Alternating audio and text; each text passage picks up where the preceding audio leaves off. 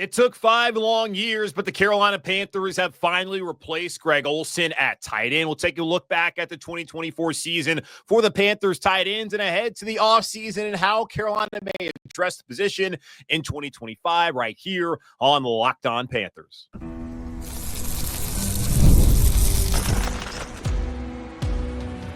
You are Locked On Panthers, your daily Carolina Panthers podcast. Part of the Locked On Podcast Network, your team every day. Welcome into another edition of the Locked On Panthers podcast, a part of the Locked On Podcast Network.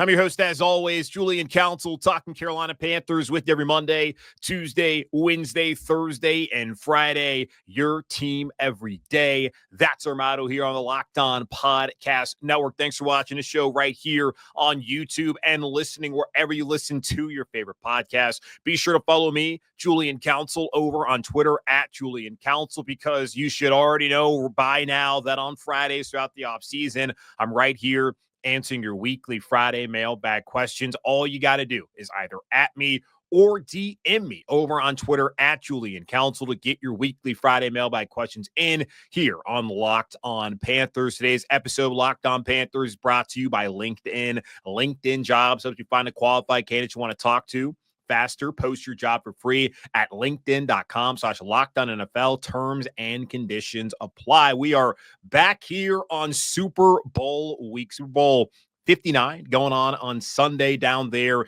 in New Orleans. Kansas City Chiefs versus the Philadelphia Eagles. I, quite honestly, don't care who wins. I know a lot of people don't want the Chiefs to win. All I cared about was that the Chiefs got the Buffalo Bills up out of here, and that happened. So yeah, wouldn't mind seeing Philadelphia win. Also wouldn't really mind watching history in Kansas City going out there and winning 3 straight Super Bowls. But I know a lot of y'all watching, listening to the show right now are tired of the Chiefs and would not like to see that happen. That's okay. We're not going to focus on that this week here on Locked On Panthers. We're going to focus on looking at the rest of the offense heading into the rest of this 2025 offseason for the Panthers. Last week, talk about the quarterbacks, running backs, wide receivers. Today, I'm going to talk about tight ends, then look at the offensive line and talk about the state of the Panthers offense heading here in pre-free agency here in 2025. Let's focus again on the tight ends for today's show, looking first back at their seasons. Then I want to go in depth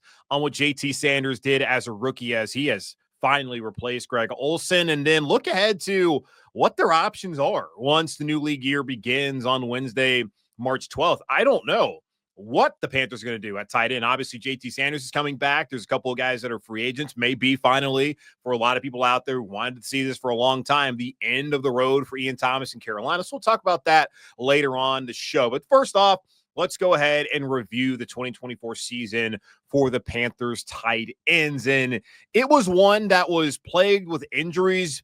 When you look at Tommy Tremble suffering from a hamstring calf injury that he suffered during training camp. Same thing with Ian Thomas, who was missing some time and missed a lot of time this season. And that thrust JT Sanders into a starting role early. And by early, like during training camp, he was having to take first team reps, which was a good thing for the Panthers, considering that they had used their first pick on day 3 of the NFL draft to take JT Sanders at a position of great need. In last offseason, we talked about Noah Fant, we talked about Will Dissly, we talked about Kobe Parkinson, the 3 Seattle tight ends that were all going to be free agents in 2024, and how at least one of them had to come to Carolina. And as we know, none of them came to Carolina. Fant stayed there in Seattle, and then the other 2, Parkinson and Dissly, found their way down to LA, one with the Chargers, one with the Rams, none of them to Carolina. And it wasn't until day 3 of the 2024 NFL draft back in April where the Panthers finally addressed a position that clearly was the weakest position on the roster. So we didn't love, I guess a lot of us probably didn't love waiting that long for that to happen. But the fact that the Carolina Panthers made it happen and they got a guy who I felt like was the second best tight end in that draft class behind Brock Bowers, who was just a revelation and did historic things for the Las Vegas Raiders this past season. That was good business for Carolina to get JT Sanders with the 101st overall pick right there at the beginning of the 4th round to start day 3. And he had to go out there And he had to play because Tommy Tremble, he missed 5 games due to injury, including week 1 down there in New Orleans. Same thing with Ian Thomas. He only played in 5 games this past season. Neither one of them, I think, had the seasons that they were probably hoping for, even though things actually worked out pretty well for Tremble at the end of the day. Despite missing those 5 games in 2024, he tied a career high with 23 receptions at 23 back in 2023 as well. Had a career high in receiving yards, 234, and he had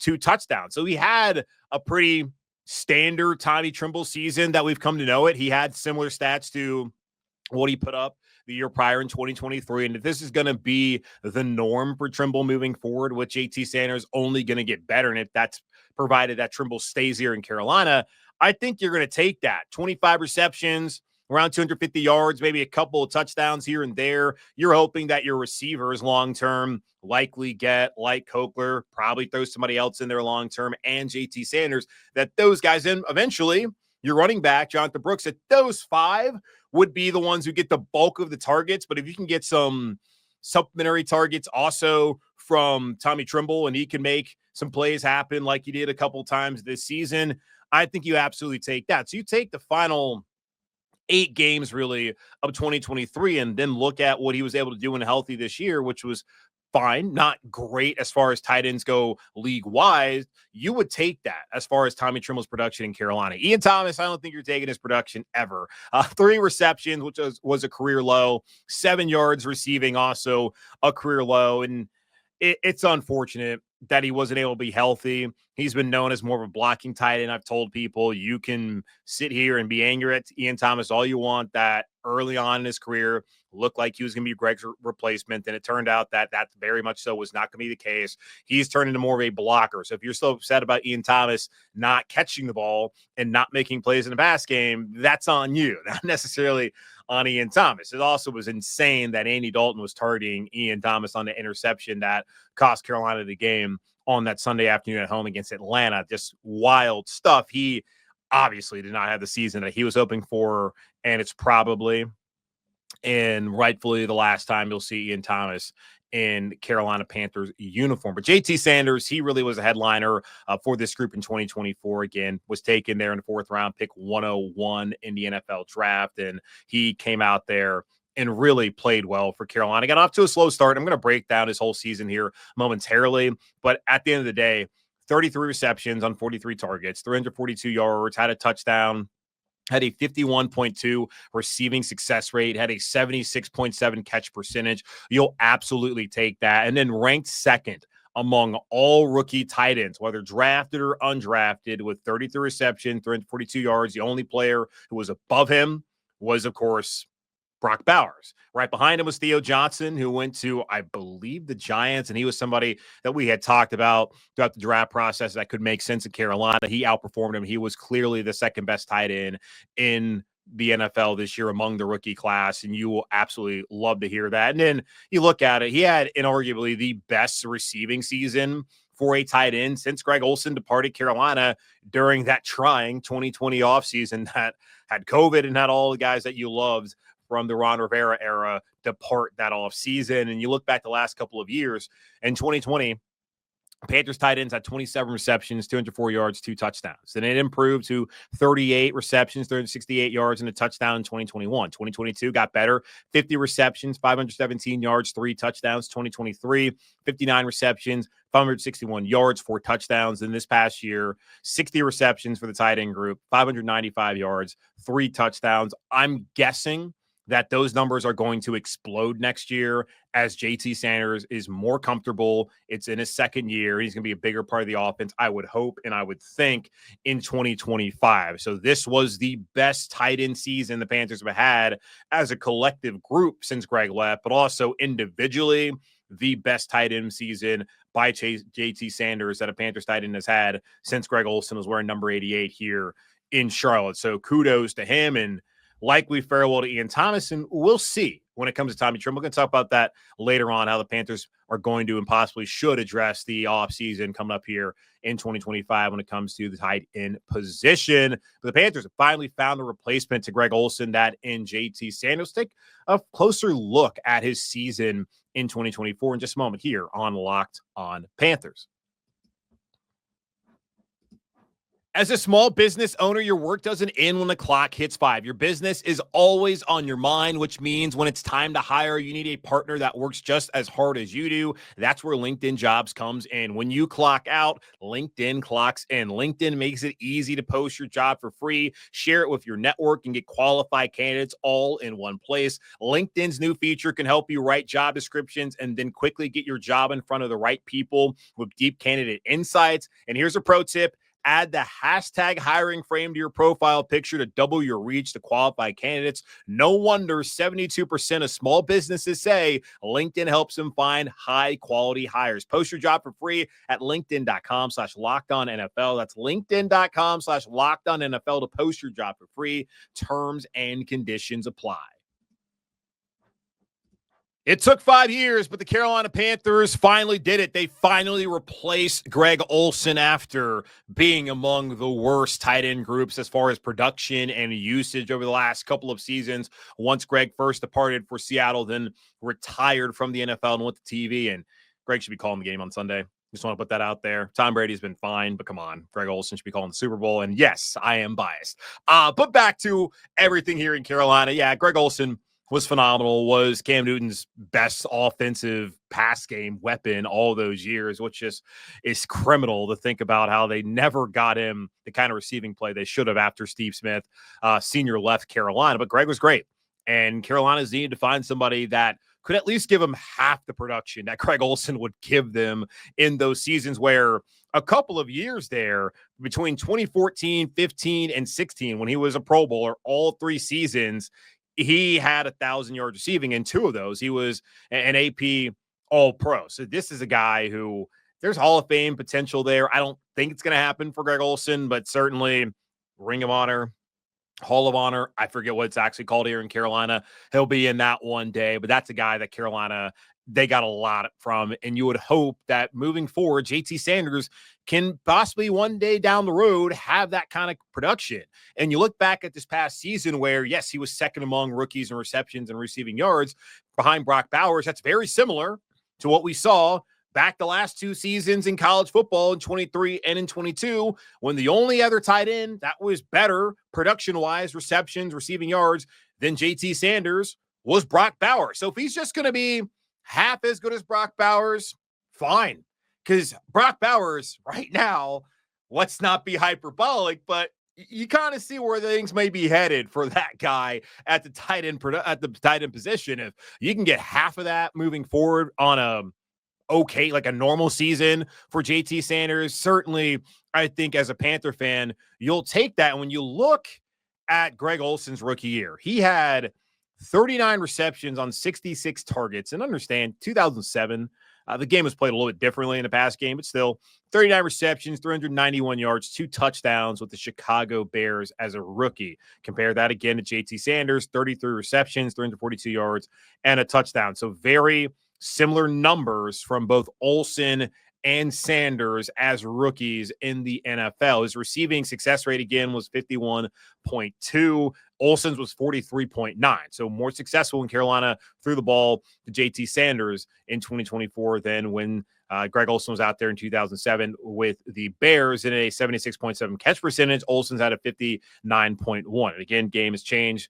significantly as far as just getting the ball out quicker and all of that. But still, JT Sanders, Greg Olsen, very comparative rookie seasons, both of those guys. But look at his rookie year as well, as you kind of got to break it down into 3 different blocks from weeks 1 to 3, weeks 4 to 12, and in weeks 14 to 18 following that scary neck injury he suffered in that game against the Chiefs. Going back to weeks 1 through 3, I came up here and told y'all, as great as it was that JT Sanders was getting an opportunity to start and to get as many snaps as he was early on in training camp and to start the season, you wanted to have at least the veteran president of Tommy Tremble and probably Ian Thomas as well out there so that your rookie in a position that it takes some time for tight ends to really explode. Most of them. Now, Bowers is completely different, but most of these guys, it takes a couple years for them to really be that kind of impact player. And it's not just like in the receiving game, like they got to pass block, they got to run block. There's a lot that they're asked to do. I don't know if you wanted to ask him to do that week 1 on the road. And in the first 3 weeks, as Tommy was dealing with injuries. Ian Thomas was on an IR. He wasn't great. JT Sanders was not at all. Had a 39.2 PFF grade. That was 79th out of 83 tight ends through weeks 1 through 3. Only had 3 receptions on 3 targets for 12 yards. His run blocking grade was bad, 49.1. Pass blocking grade was worse at 36.0. So he wasn't great to start off. But the good thing, when you think about it, is, okay, while not ideal that your rookie is being thrown in there immediately and that he doesn't have those veterans out there to help him out and to not put all the pressure on him, he's out there taking those live bullets, getting the opportunity to really get his legs underneath him and get used to the speed of the game in the NFL. And again, Carolina, it's not like they went out there and allowed their starters to play that much of the preseason. He played more than most of the starters, certainly, but it's a lot different against the 2s and against the 3s than when you're actually going up against the New Orleans Saints, who turned out to not be a great game, but they were a great team. They were a great team that Sunday down there in NOLA. But then after this first 3 weeks, he finally started to figure things out. JT Sanders did. Weeks 4 through 12, he had a 61.6 PFF grade. That was 47th out of 98 tight ends during that period of time. 26 receptions on 31 targets, 290 yards, and a touchdown. This was the bulk of his production this season during those weeks. Had a 74.3 run blocking grade. Recall, weeks 1 through 3, 49.1. 74.3 run blocking grade was 5th best among tight ends in the NFL from weeks 4 to 12. And then his pass blocking grade was significantly better, 64.9 compared to 36.0, starting off weeks 1 through 3. So he started to really play well and to really be a big part of that offense. And it looked like we were seeing a breakout game from him against Kansas City, where in that first half, he was making it happen. And then, unfortunately, falls awkwardly on his head, on his neck, gets stretchered off, taken to the hospital. Fortunately, was not nearly as serious as it appeared at that point in time. And a lot of times, a lot of that is just precautionary to not have the guy kind of stand up and try to walk off, even if he may be able to. Don't want to have any sound kind of issues out there. So good thing it wasn't that serious. But once it came back, we didn't see the same JT Sanders. I don't know whether it was him not being able to overcome the fears of having sustained an injury like that, which certainly has to be traumatic to be taken off on a backboard playing football, or was it was it Dave Canales not getting him more involved in the offense? And Canales talked about it time and time again. We got to get him more involved. And yet through weeks 14 through 18, he had 4 receptions on 8 targets or 40 yards. This was not the JT Sanders that we saw in KC against KC. It's not the JT Sanders that we had seen in the prior 8-9 weeks. And that was certainly frustrating to watch at the end of the season. And his PFF grade, it went from 61.6 to 43.4 for those final 5 weeks of the season. That was 86 out of 92 tight ends. Pass blocking grade was still solid, 72.6. That's actually the highest among any period throughout the season that we are breaking down here. Had a run block rate of 52.9, so that regressed. You look at it, though, like weeks 1 through 3, he's trying to get used to the speed of the game. 4 through 12, he's comfortable. He's an asset. He's playing well. Then the final couple weeks, comes back off of injury, not that big a part of the pass game. And you look to like Bryce Young starting to play really well. And you see what Jalen Coker's able to do, he's able to get and all that. And you're kind of like, where's JT Sanders in all this? Why is he not more a bigger part of the offense?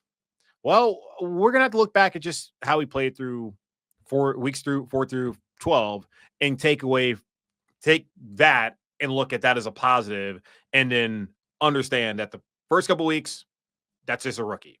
Then he got comfortable. Then I don't really know how things played out at the end of the season, but this is still somebody who I think has clearly replaced Greg Olsen, and somebody that a lot of fans out there, I think every fan of the Carolina Panthers, should be excited about heading into 2025 and beyond, as he, Xavier, and Jalen can all be guys that could be big parts of this pass game in the future here in Carolina. So JT Sanders obviously going to be back, but Tommy Tremble, Ian Thomas, Felipe Franks, all 3 of those guys are free agents coming up here when the new league year begins. How the Panthers address tight end this offseason. We'll talk about that here in just a moment on Locked On Panthers.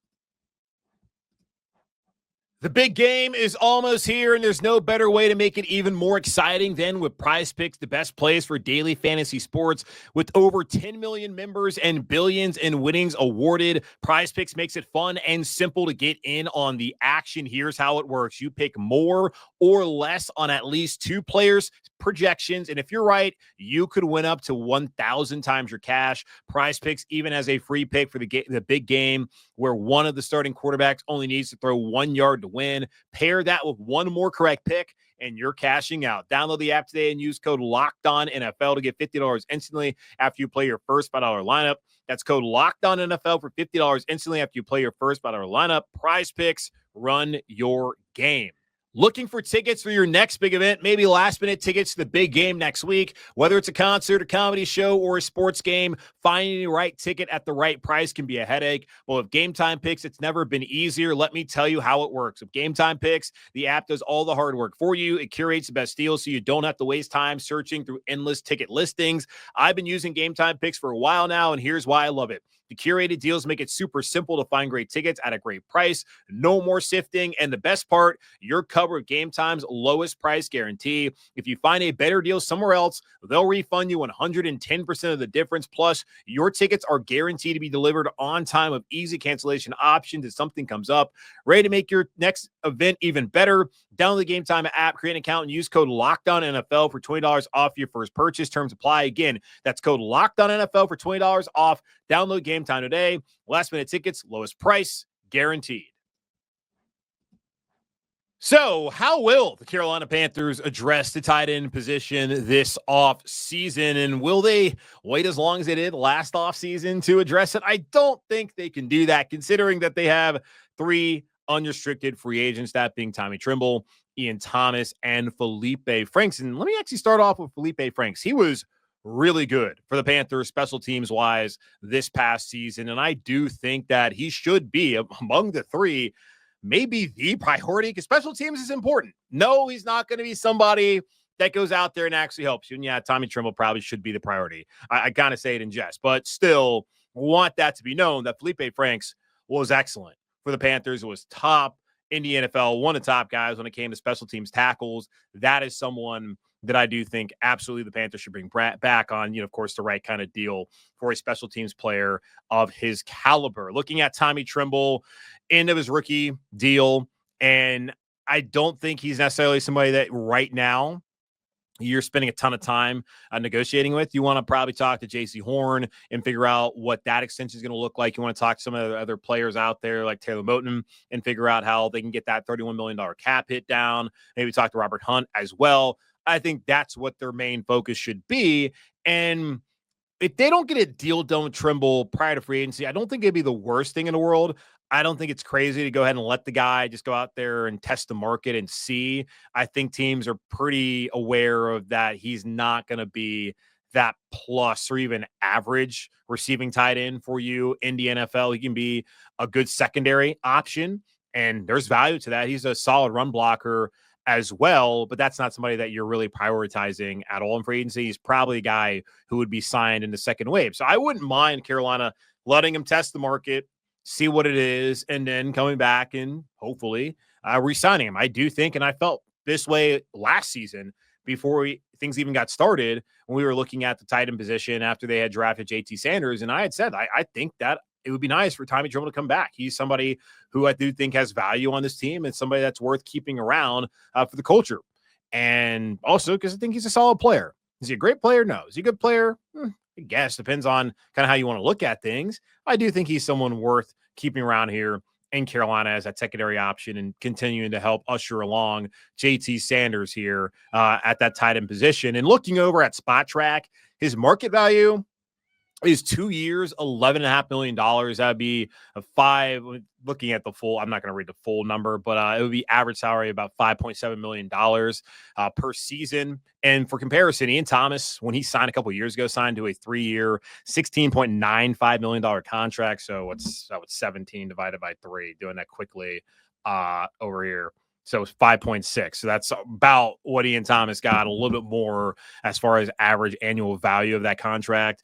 I wouldn't mind seeing that. Probably more of a similar deal with Thomas, except They give him 20, 21. That's kind of what Hayden Hurst got. So maybe not that, but I do think it's worth keeping Tommy Tremble around. Just let him test the market, then figure things out. Now, as far as the market goes, with Felipe Franks should be back. Ian Thomas, of course, I know a lot of you all have really despised Ian Thomas and the fact that he did make that much money here in Carolina, which kind of is wild thinking about the lack of reduction, at least when it comes to receiving. And then even when you look at the blocking numbers from PFF, it's not like he ranked among the best blocking tight ends in the league. I don't really get it.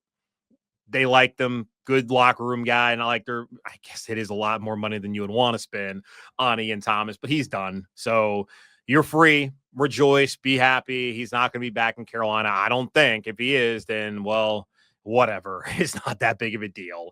But I do think Carolina is going to look at actually getting a veteran because Thomas is likely going to be gone. Looking over at overthecap.com, the guys that they have listed as their top tight ends, and this is not a great tight end market just looking at it right now. Tyler Conklin, Juwan Johnson, those two are the top. Mo Alley Cox, Harrison Bryant, Pharaoh Brown, who was of Seattle, but was not in Seattle with a lot of the guys that are here now. Zach Ertz is 35, so maybe not. And I would think that Commanders probably want to keep him around.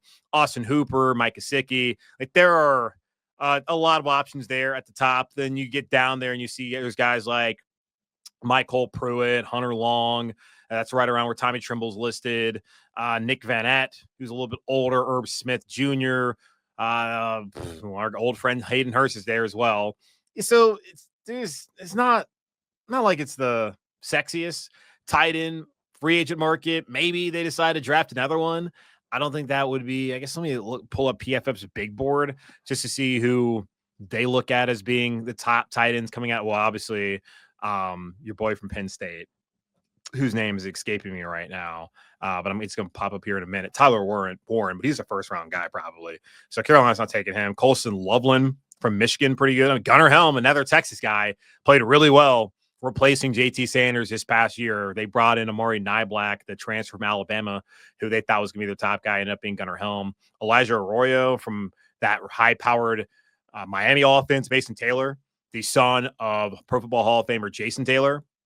Harold Fannin Jr. I don't know if you ever watched any Maction, but him from Bowling Green. Terrence Ferguson from Oregon. Mitchell Evans. So Benjamin Urasek from Georgia by way of Stanford. Jake Brenningstool, Jackson Haas. There's actually Caden Priest corners. There's a lot of guys I know. Oronde Gadsden from Syracuse. So Brant Keithy, Bryson Nesbitt, a Charlotte guy who in North Carolina. Rivaldo Fairweather. There's actually a lot of tight ends I like in this draft now looking at it. So I don't know. Wouldn't mind the Panthers trying to double dip and go find another tight end, get another cost-controlled guy, and have him, Tremble, come back, Felipe come back as a special teamer, and then have JT. I think that actually would not be too bad. So maybe they go get somebody in free agency. You should bring in a veteran anyways, but I don't know if you're going to bring that veteran necessarily to come and be your number 2 tight end, your 3rd tight end, whatever it's going to be. I wouldn't hate to see the Carolina actually go out there and bring in a tight end via the draft again, just looking at the guys that are available. Just looking at all this. So, yeah, that's something I didn't think about until doing the show right now. So we'll see how things play out here with the Panthers tight ends this offseason. That's going to wrap up this edition of the Locked On Panthers podcast, part of the Locked On Podcast Network. Hosted by yours truly, Julian Council. Again, y'all subscribe, follow the show free on YouTube or wherever you listen to your favorite podcast. Be sure to follow the show or wherever, all that, and blah, blah, blah, blah, blah. Follow me on Twitter at Julian Council, where on Friday I'll be back answering your weekly Friday mailbag questions.